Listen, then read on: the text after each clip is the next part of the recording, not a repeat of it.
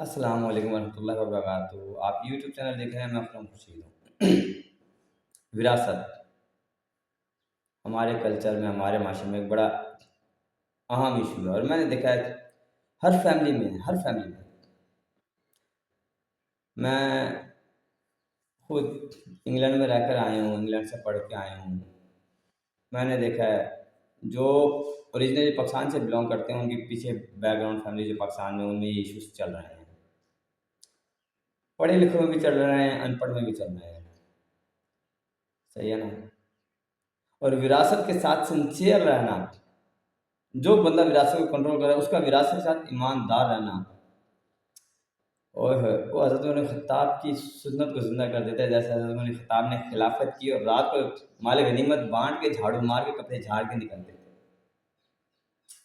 بڑا مشکل کام، بڑا مشکل کام، لیکن اگر آپ ایسے کریں نا، ایسے کریں اور بالکل کاپی کریں، تو آپ یہ کہہ سکتے ہیں یا اللہ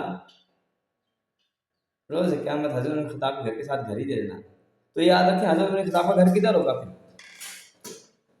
حضور صلی اللہ علیہ وسلم کے گھر کے آس پاس ہو گیا، تو آپ تو حضور صلی اللہ علیہ وسلم کے پڑوس میں آ گئے۔ دنیا سے نفرت کرنی پڑی، یعنی نفرت نہیں بیسیکلی، لیکن دنیا کی محبت کو دل سے نکالنا پڑے گا۔ وراثت جس کے بھی کنٹرول میں ہو، جو بھی وراثت کو لیڈ کر رہا ہو، جو بھی ہینڈل کر رہا ہو، اس کی ذمہ داری ہوتی ہے کہ اس کو فیئر طریقے سے ایمانداری سے لے کے چلے۔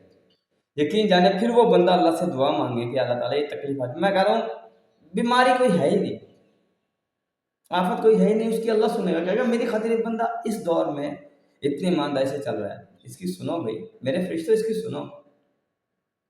آج نمازی ہیں، حاجی ہیں، آج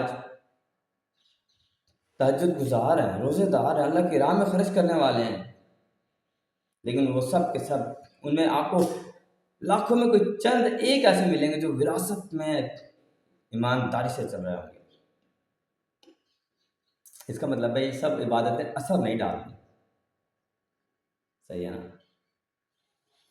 اللہ ہمیں عمل کی توفیق دے، ایمانداری سے چلنے کی توفیق دے۔ میں نے جہاں تک ریسرچ کی، جہاں تک دیکھا، میں نے دیکھا جو بھی بندہ وراثت کو ہینڈل کر رہا ہے، اس کی تنخواہ تو بن سکتی ہے، وہ پوری وراثت کا مالک نہیں ہو سکتا۔ اس کی تنخواہ بندھے گی کیوں؟ اس نے اس کو ہینڈل کیا ہے، محنت کی ہے، مشقت کی ہے، اس میں سے اپنی تنخواہ باندھے گا شیئر ہولڈرز کی مرضی سے، اور شیئر ہولڈرز کو چاہیے کہ اس کے لیے ساتھ نرمی سے چلیں، اور پھر وہ اس کو تقسیم کرے گا، یا اس کو سنبھال رہا ہے تو اس کی تنخواہ تو ہوگی، لیکن ایٹ دین وہ وارثوں کی ہے، بہنوں کا حصہ پورا، بھائیوں کا حصہ پورا، جس جس کا بھی۔ اور پھر اب یہ وراثت سنبھالنے والا اللہ تعالیٰ سے ہاتھ اٹھائے گا کہ اللہ تعالیٰ میں تیری خاطر ایمانداری سے چلتا ہوں، پھر دعا مانگے اللہ سے، کیا خیال ہے اللہ اکیلا چھوڑ دے گا؟ اللہ تعالیٰ چھوڑ دے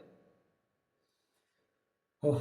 اللہ میں عمل کی توفیق دے، ایمانداری سے چلنے کی توفیق دے۔ میرے لیے دعا ضرور کیجیے گا کہ اللہ مجھے ایمان پر ایمانداری پر چلنے کی توفیق دے۔ فی امان اللہ۔